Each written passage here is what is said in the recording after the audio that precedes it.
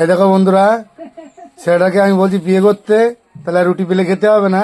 তো দেখো বলছে আমি বিয়ে করবো না, ওই দেখো নিজে রুটি বালছে। কই ভালো দেখি একটু, ওই দেখো দেখেছো, একটু তাকাও দেখি। ও লজ্জা পাচ্ছে, দেখেছো বিয়ের কথা বলেছি লজ্জা পাচ্ছে, দেখেছো।